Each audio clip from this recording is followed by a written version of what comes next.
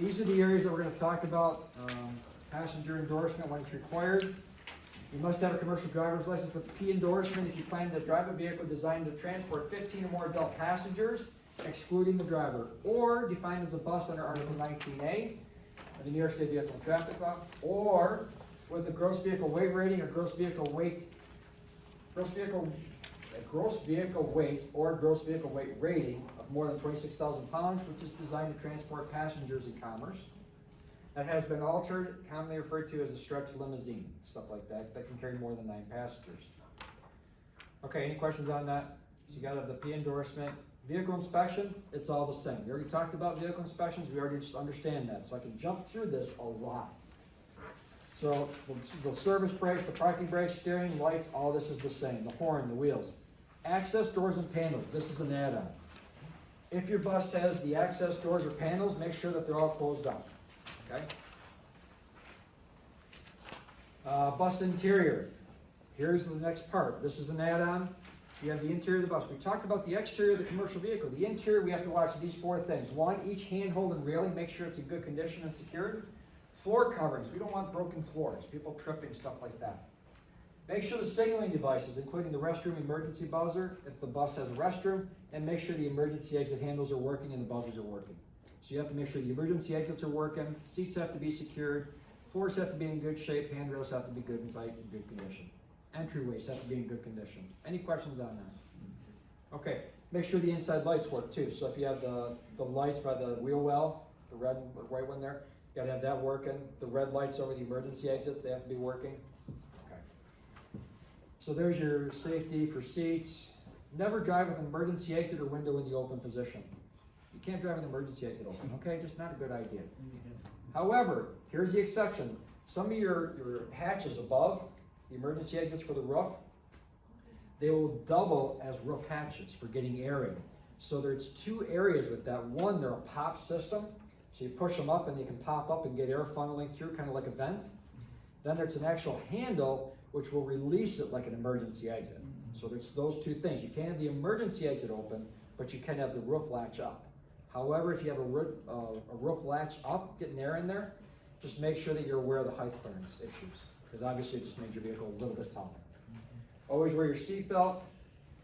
Load at the trip start. Always allow the driver to move freely and easily. Make sure that other riders, allow riders to exit by window or during an emergency, and protect riders from carry-ons falling or shifting. Again, your cargo are your people. Your cargo cannot shift or get hurt or damaged. So if you have overhead compartments, make sure people are putting their baggage away and it's secured. Make sure the aisleways stay clear so people don't trip. Does this make sense to everybody? Okay. If you can keep a common sense thing to this whole part of the endorsement, you won't have any problems. Okay, watch for cargo or baggage containing hazardous materials. Most hazardous materials cannot be carried on a bus. Okay, federal hazardous materials table shows which materials are hazardous. Okay, the lower the number, the worse the product, so you know. They pose a risk to health, safety, and property during transportation. The rules require shippers to mark containers of hazardous materials with the proper material's name, ID number, and hazard label. There are 9 different hazard classes there. Now, forbidden hazardous materials. This is a list you will need to know. When it comes to the passenger endorsement, know what the nots are, and that will be on the test. So what not to do?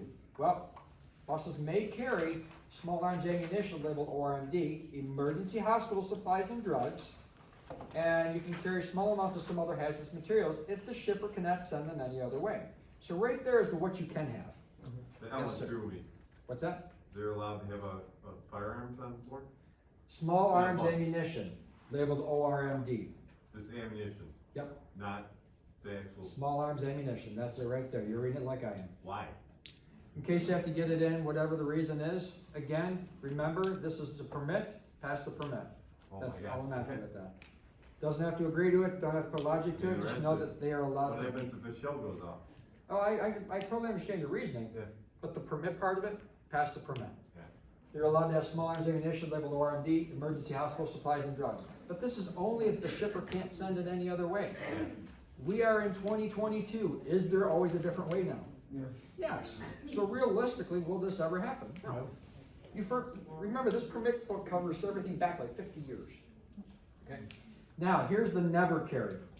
This is stuff you want to know. It's kind of common sense stuff. Division 2.3, poisonous gas, or liquid class 6 poisonous gas. You can't have poison. Poison gas, poison liquids. Can't have poison. You have people on the bus. Can't have poison. More than 100 pounds of a solid poison. Explosives in the space occupied by people, except the small arms ammunition. You laughed at that all day, I know. Labeled radioactive materials in the space occupied by people, and this is a big one here, this will be on the test, I'll guarantee it. More than 500 pounds total of all allowed hazardous materials, and no more than 100 pounds of any one class. So you want to get this do not list hammered down pretty good, and that's the big piece right there. Now, this one here is another one worth highlighting, because this is the common one that you're going to have out there driving these buses. Riders sometimes board a bus with unlabeled hazardous materials. Don't allow the riders to carry on common hazards, such as car batteries or gasoline. They're no-nos. Okay? They're going to cover all this with you, but you need to know for the permit, this stuff here can't come on that bus. Okay? Standee lines, does everybody understand what the standee line is? That's that white line right behind the driver's seat. No one stands in front of that. Okay, keep everybody behind it.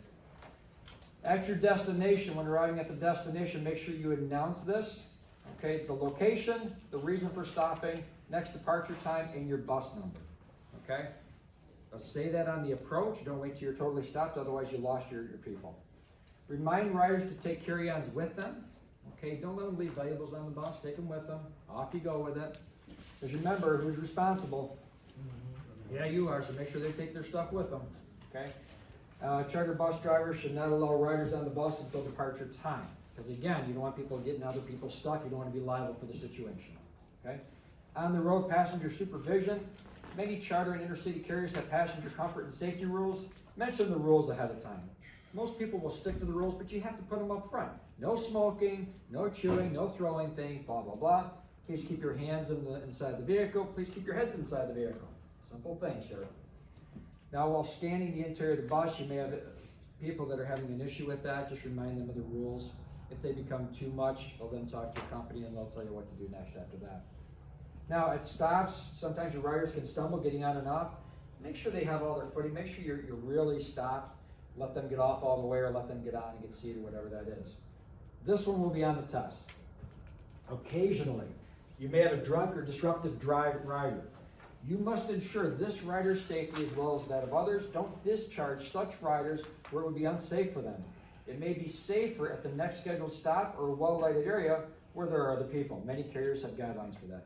So bottom line, you get a disruptive person or a drunk person or someone that's under the influence, you're still responsible.